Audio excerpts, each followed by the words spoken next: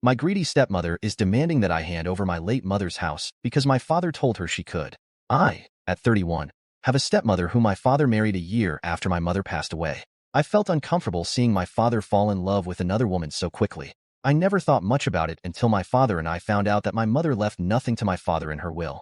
Instead, all her assets and her beach house were in my name. My mother left me a letter, and I ended up reading it and finding out things I wish I had never known. My mother, who was sick at the time, found out that my father was having an affair with another woman.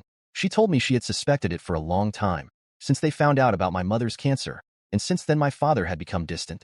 She said my father constantly asked about her will and how it reminded her that he would take care of the beach house when she passed away. My mother was shattered and spent her last days with an unfaithful person. When I read the letter, I couldn't help but cry uncontrollably in my room. I wished I had been there for my mother, and the more I cried, the more I felt anger and hatred towards my father and my stepmother. When my father found out he had nothing left, he started losing his temper and yelling, asking why he hadn't been left anything. It was clear that my father only cared about my mother's belongings and not her. I decided to leave my hometown and cut ties with my father and his lover. I decided to move to my mother's beach house, where I would try to start over. I've always worked from home, so moving to another area was never an issue. It wasn't until recently that I received a text message from my stepmother. She asked how I was doing, and I didn't respond. She texted again and was more direct. She told me I needed to move out of the beach house because my father and she were moving in, but if I wanted to stay, I could pay them rent for my room.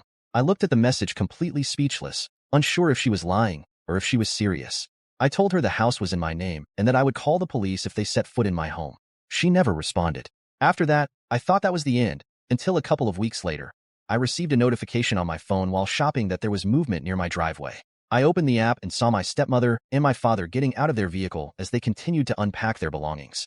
My heart sank, and I immediately felt anger within me. I decided to call the police in advance and told them there were people trespassing on my property. By the time I arrived, the police were already there. Now you can check if there's a part 2 by pressing share and more.